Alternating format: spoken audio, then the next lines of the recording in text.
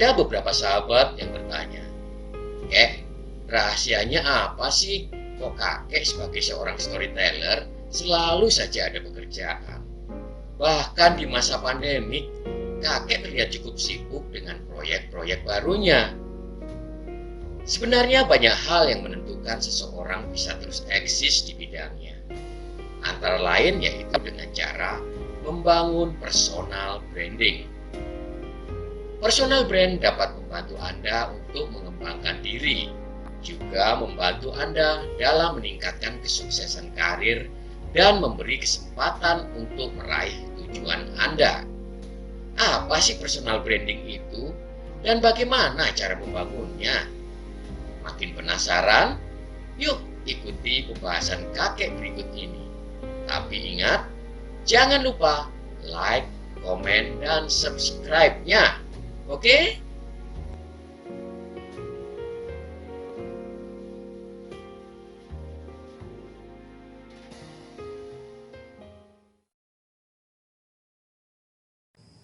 Halo sahabat dongeng dimanapun kalian berada.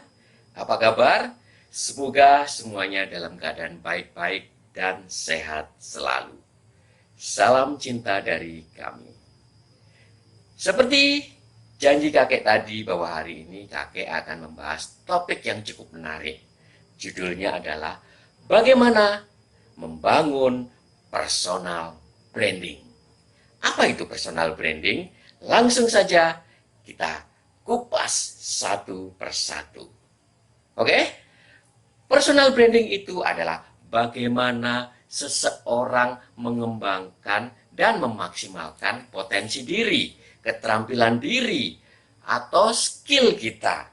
Jadi, yang harus kita gali adalah nilai-nilai unggul atau value apa yang kita miliki. Misalkan, kalian memiliki keahlian sebagai seorang gamers, yaitu kita geluti, kemampuannya kita asah hingga benar-benar memiliki nilai-nilai yang unggul. Selanjutnya, tentunya pada saat kita sudah memiliki potensi tadi, apa yang harus kita lakukan agar khalayak umum mengenal kita, mengetahui apa yang telah kita lakukan. Nah, yang harus kita lakukan ada dua cara, ada dua jalan untuk bisa melakukan itu. Yang pertama adalah tentunya di dunia nyata. Kita harus menunjukkan kemampuan kita, skill kita, kehebatan kita. Kalau kakek, karena seorang pendongeng ya, kakek sering bercerita di tempat-tempat seperti sekolahan, di mall, atau di tempat-tempat lain yang membuat masyarakat mengenal kita. Nah, sedangkan cara yang kedua adalah lewat dunia maya. Seperti apa? Ya kita harus mengikuti perkembangan zaman. Kita ikut di media sosial atau kita membuat blog atau membuat situs web sendiri, ya kan? Dengan seperti itu, maka khalayak akan mengenal kita lebih dekat. Selanjutnya, brand personal yang baik itu seperti apa? Brand personal yang baik itu harus dapat memberikan keuntungan secara dua arah. Yang pertama, tentunya nama kita akan semakin dikenal umum. Sedangkan yang kedua, konsumen kita, klien kita, follower kita merasa puas karena mendapatkan pelajaran di situ, mendapatkan nilai-nilai positif di situ. Oke? Selanjutnya, bagaimana membangun personal branding tersebut. Ini yang penting, karena 5 poin ini akan bisa mengubah kalian semuanya. Yang pertama, kita harus memiliki produk yang keren, yang bagus, yang baik. Yang kedua gini, bukan gini. Yang kedua, personal branding yang terencana. Jadi jangan asal-asalan, kita harus merencanakan seperti apa. Sedangkan yang ketiga, mengembangkan kepribadian yang positif. Oke? Yang keempat, jadilah presentable and searchable. Waduh, bahasa Inggris ini kakek. Apa itu? Nanti kakek akan jelaskan. Oke, yang terakhir, yang kelima adalah kita membangun koneksi. Ya, penasaran kan? Oke, kita jelasin satu per satu. Apa tadi yang pertama? Memiliki produk yang keren. Produk yang keren seperti apa? Produk yang keren itu, produk yang keren adalah produk yang diminati masyarakat, yang memiliki nilai-nilai yang masyarakat dapat menerima, dapat menikmati apa nilai-nilai atau sesuatu yang positif dari kita. Nah, seperti apa tentunya kalau ingin seperti itu ya kita harus kembali kepada diri kita sendiri. Ya kan? Kita harus memahami diri kita sendiri, ya kan? Pastikan bahwa produk dan layanan yang kita tawarkan memiliki kualitas baik terlebih dahulu. Sebelum apa? Sebelum kita lempar kayak batu ya. Sebelum kita merangkul massa lewat personal branding. Contohnya kakek Uban sendiri ya, karena kakek Uban sebagai seorang pendongeng, dulu di awal-awal mendongeng, kakek membangun brand kakek dengan nama Kak Sony.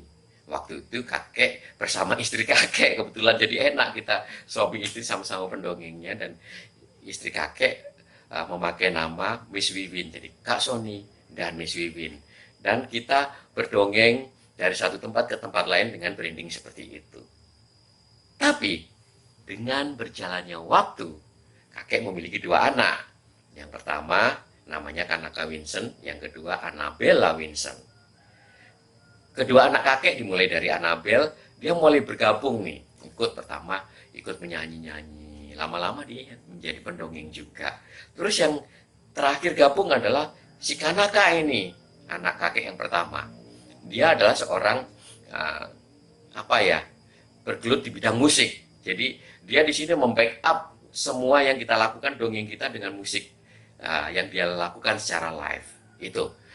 Kemudian karena kita sudah berempat, kita nggak memakai nama lagi Kak Sony dan Miss Wiwin, tapi kita membuat branding yang namanya Winston The Storyteller Family atau Winston Keluarga Pendongeng. Seperti itu. Seperti apa sih keseruannya Winston Keluarga Pendongeng itu? Nih, kakek akan tampilkan foto-foto kita actionnya seperti apa. Yuk, kita ikuti. Nih.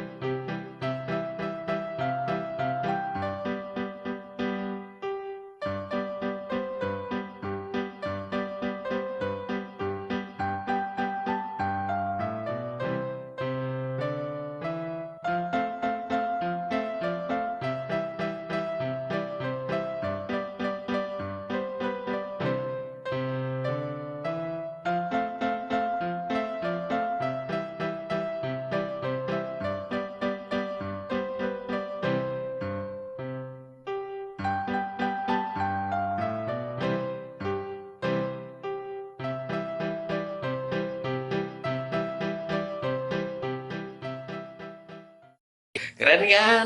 Nah, yang poin kedua adalah kita melakukan perencanaan dengan baik. Perencanaan yang baik itu seperti apa?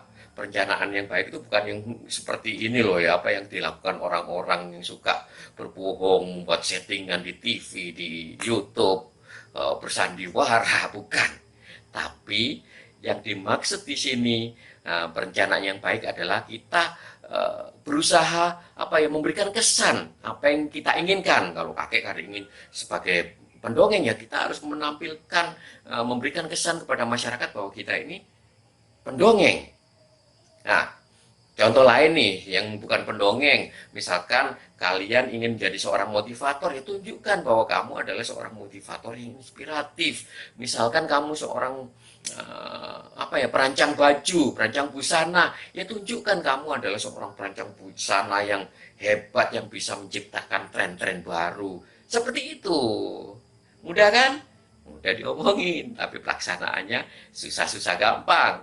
Karena yang penting kalau kalian ingin berhasil, pertama harus fokus, kemudian konsisten dan kerja keras. Itu.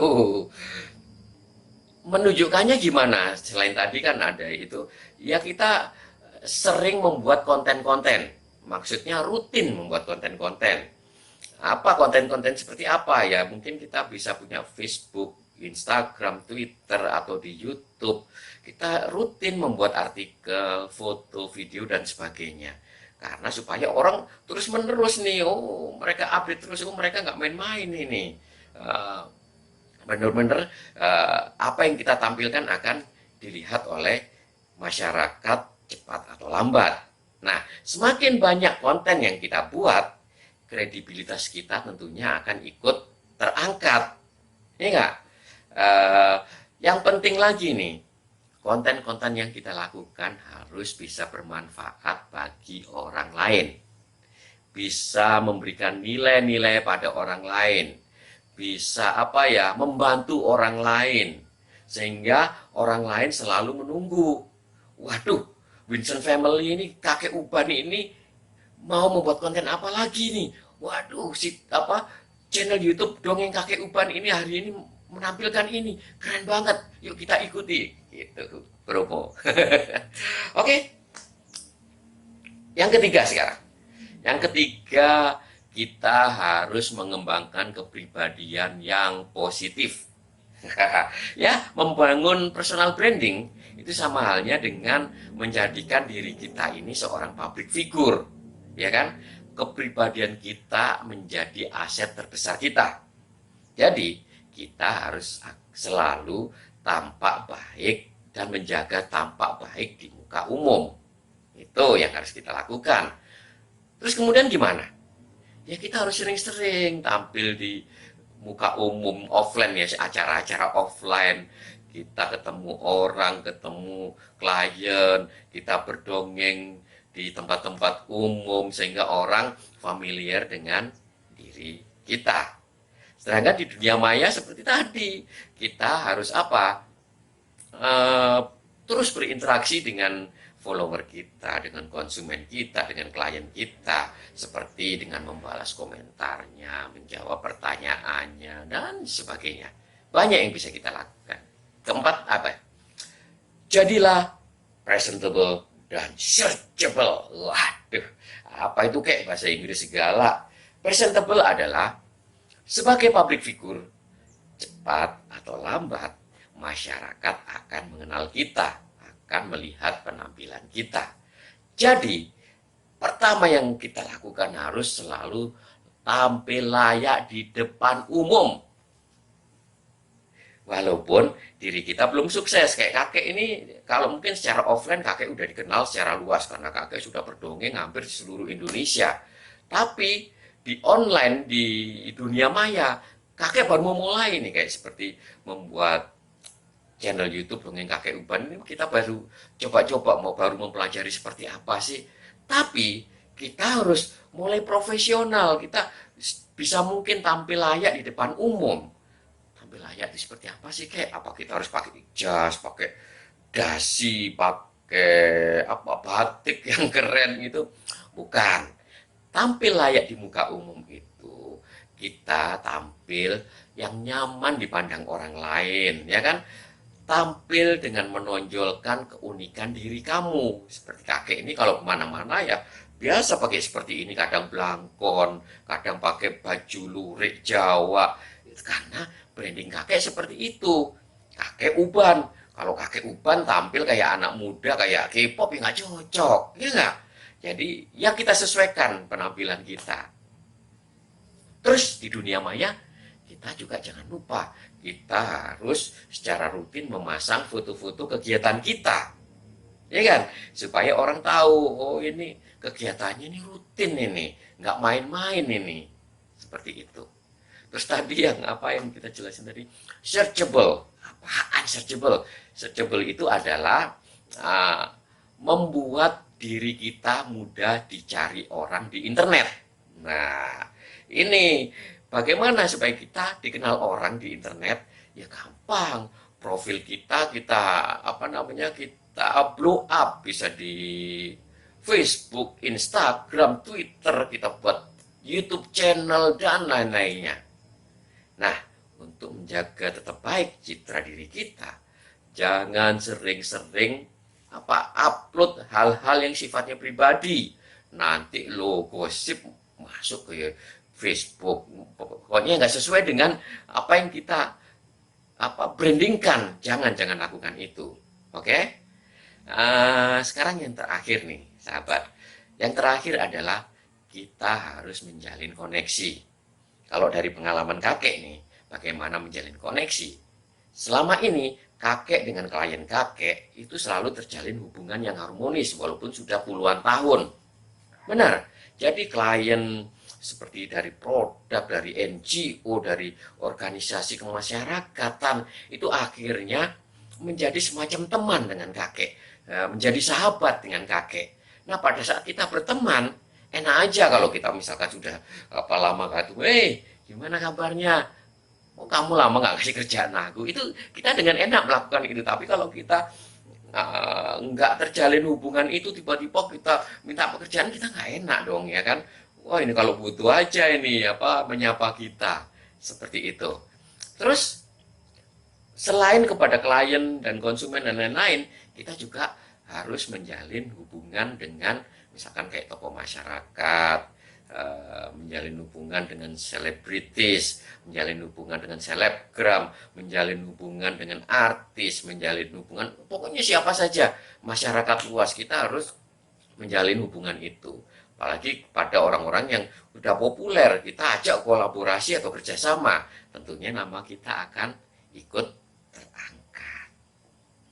Begitu, saudara-saudaraku.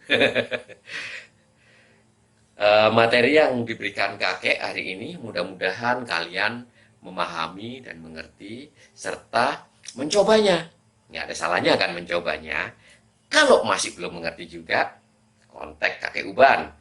Komentar di channel YouTube kakek, Dongeng Kakek Uban. Oke? Kita tunggu komentar-komentar kalian. Satu hal jangan lupa lagi ya, pada saat kalian menonton konten ini jangan lupa ya, like, apalagi komen, share, dan yang terutama subscribe. Itu kenapa? Karena kalau kamu subscribe, setiap konten kakek naik, kalian pasti akan mengikuti karena nanti akan muncul ting ting pemberitahuan seperti itu dan kalian akan tahu. Oke? Sampai ketemu lagi di konten-konten yang lain bersama channel YouTube Dongeng Kakek Uban.